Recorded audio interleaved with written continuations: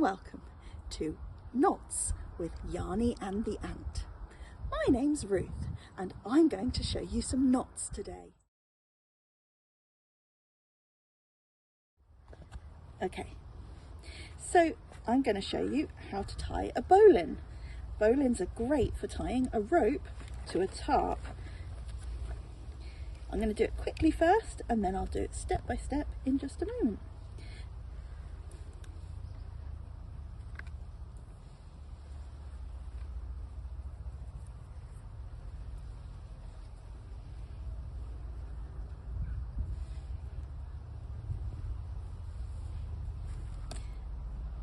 Here's the bowline and what it looks like on both sides.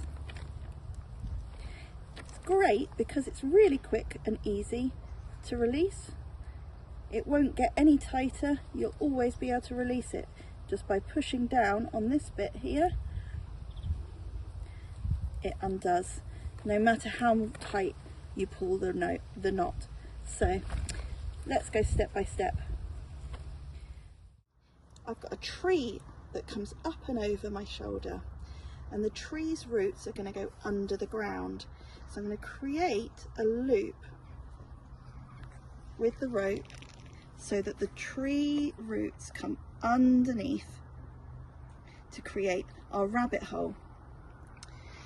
The end of the rope over here is our rabbit, and our rabbit is going to go through our tarp, and then it's going to come up out of its rabbit hole. It's going to go around the tree, and then it's going to go back down into its rabbit hole, and then we pull tight to create our bowline. So again, my tree is coming there and the roots go under the ground to create my rabbit hole, and then the rabbit goes through the tarp. It comes up through the rabbit hole, around the tree and back down into the rabbit hole, and then I take those three bits in that hand, the tree in one, and I pull tight to create my bowline.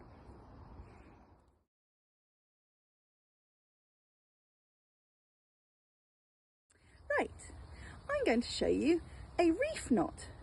The reef knot is great for joining two ropes together. So I've got two different colours of rope. Here's what it looks like fast.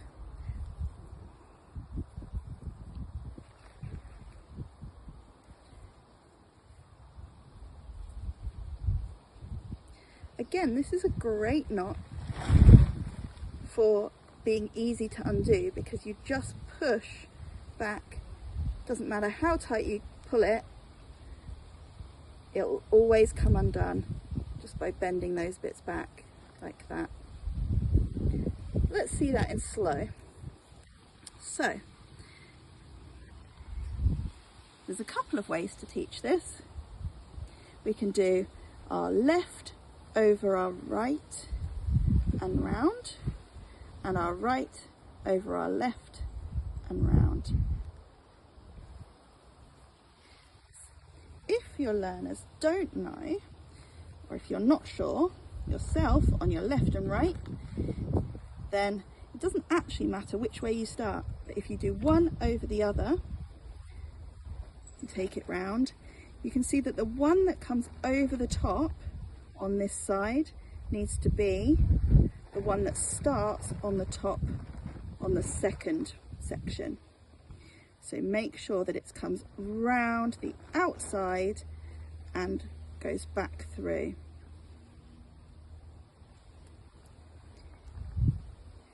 If you've got the different colours of rope like I have, then you could do your red over your blue and round, and then red over blue and round.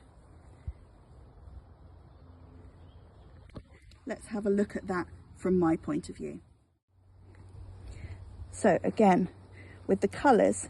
I'm putting my red over my blue and turning it round, and then the red over the blue and round.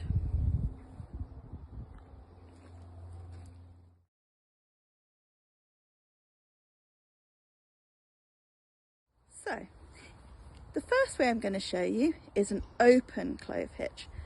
Open clove hitch is when we've got a branch that, or a pole that has an open end.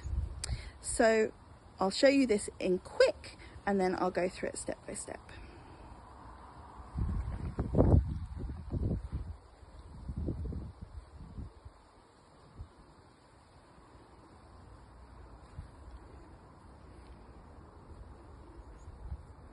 So that was the quick version.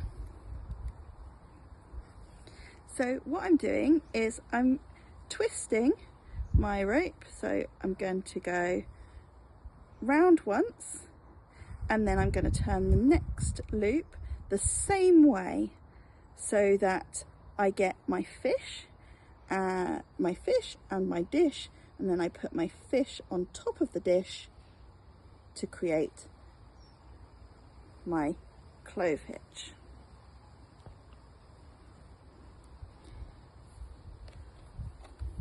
Okay, one more time from my point of view. So I'm going to create my first loop and my second loop. The second loop is often a little bit more difficult to create because the rope wants to twist the wrong way. But you need to make sure that both loops cross the same way. So this side is coming over the top, and then on the second one, this side is coming over the top. So I created my fish and my dish, and then I put the fish on the dish and then slip it over the top of the branch, pull it tight, and it should lay flat with the one line coming straight across the top.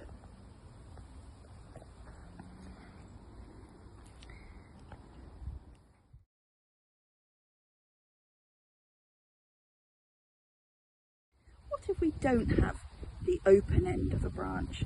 We can still make the same knot, but this time we've got to go round with the end of the rope to create the clove hitch.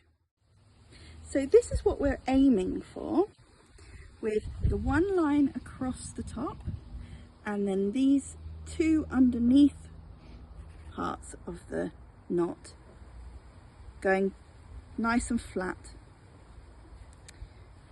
Let me undo this one and I'll show you how it's done. So I'm going to take the end of the rope and I'm going to wrap it round my branch like this. The second time I wrap round, I'm going to cross the working end around over the top. This creates the first line, flat line underneath, and the top section of the knot. And then I can take the end and thread it through under that top one and parallel to that first rope. Okay, now from my point of view. Okay, so from my point of view, this is how it looks. I'm going to take my end of my rope and go round my branch once. I'm going to come round the second time on the other side of the rope and then tuck it nice and neatly underneath, pull tight, and we get this nice X shape. And that's the clove hitch.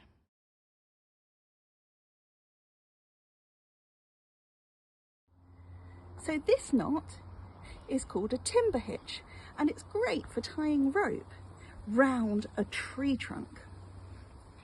And it goes like this.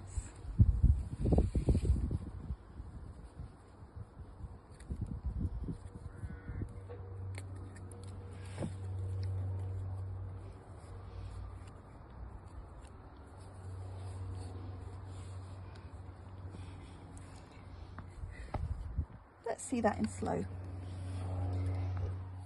Okay. So I'm going to take my rope all the way round my tree trunk. I'm going to then take the working end here and go over the top of the other side, and then working back on itself, I'm going to wrap this end around my rope at least 5 times. 3, 4, 5. I'm going to put in an extra one for good luck. Then the tension of the rope on itself and on the bark of the trunk gives you lots of tension there, so that it doesn't slip.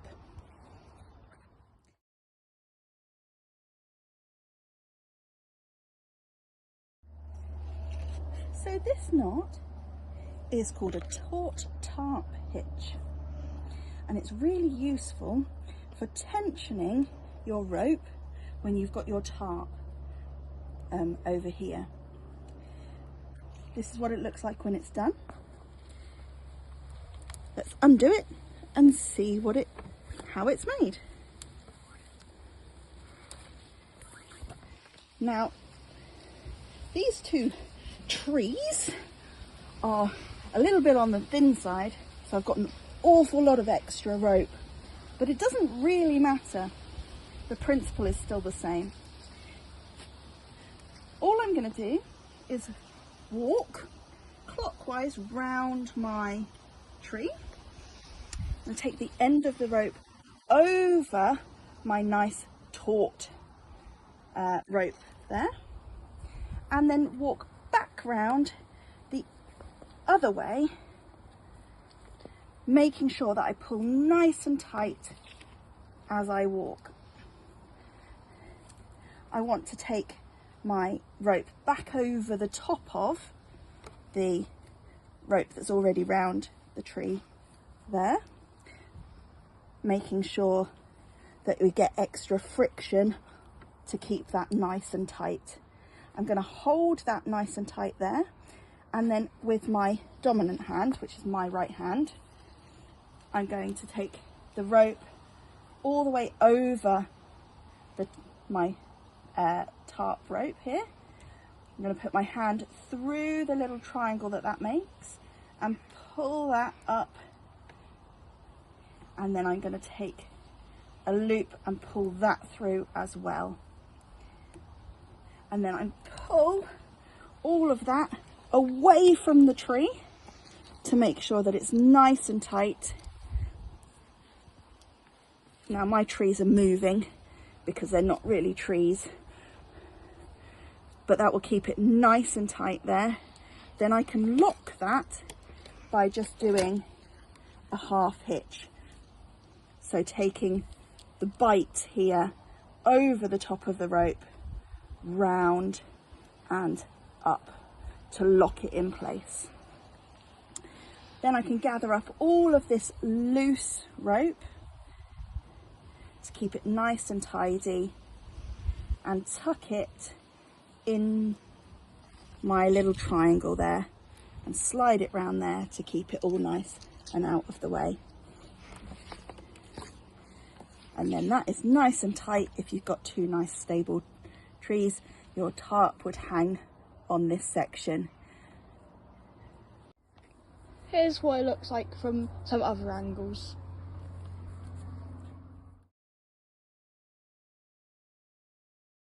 Okay, so our last knot is sometimes called a lark's foot, or the other name is a double lark's head. And this knot is to stop a rope slipping or your tarp slipping backwards and forwards and becoming loose across your rope. So here's the rope that we tied earlier for our tarp, and the lark's head, the double lark's head, looks like this.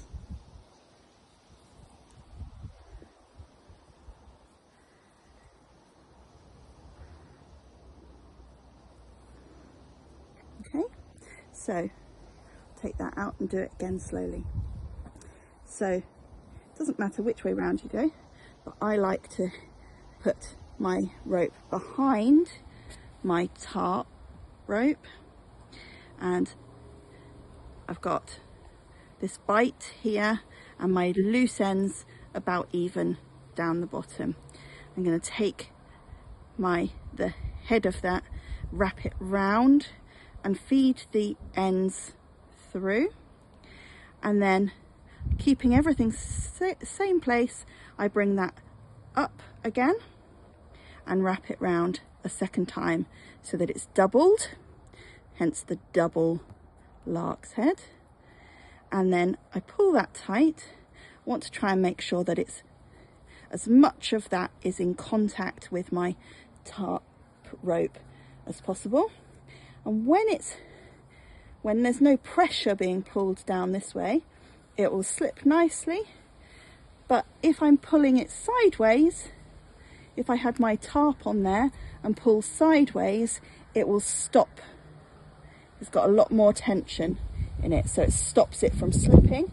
So it slips nicely that way, but as soon as I pull on that, it will grip onto that rope and stop it from sliding inwards. So I would then take my tarp and tie a reef knot in here through the tarp, so that it attached to the tarp to stop it slipping. And that's the double lark's head.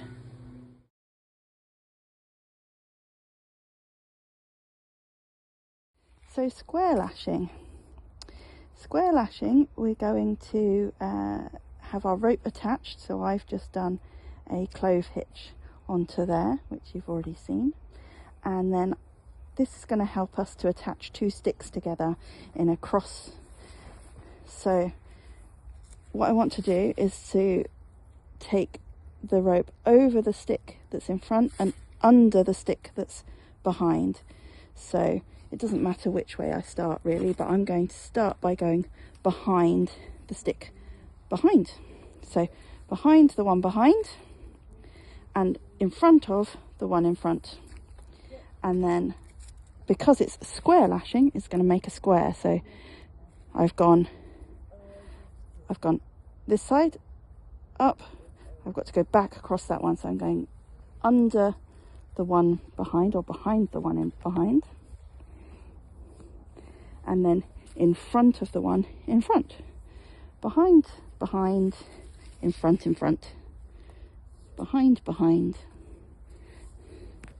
and in front of the one in front, making my square. So I go along, up, along and down, and I'm going to keep going doing that pattern again and again.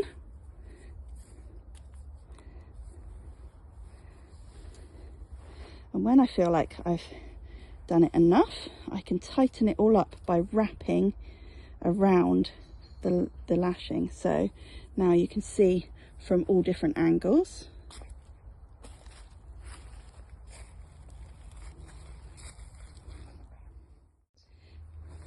Okay, so now I want to wrap it to make sure it's all tight, because it's still a little bit wobbly at the moment. It's there and it will stay still, but it's a bit wobbly, so I want to tighten everything up. So what I'm going to do is I'm going to now go between the two sticks. So I'm going to take it round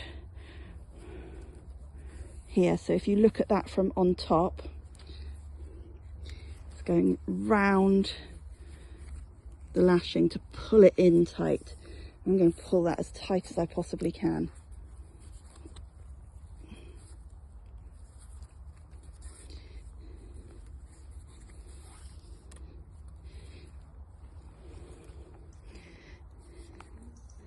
Now, once I'm happy, it's much more stable now, I can't move it really.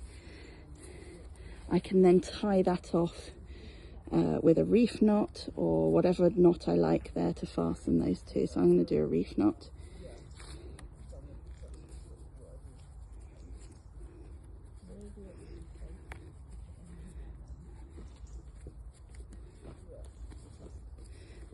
And that's square lashing.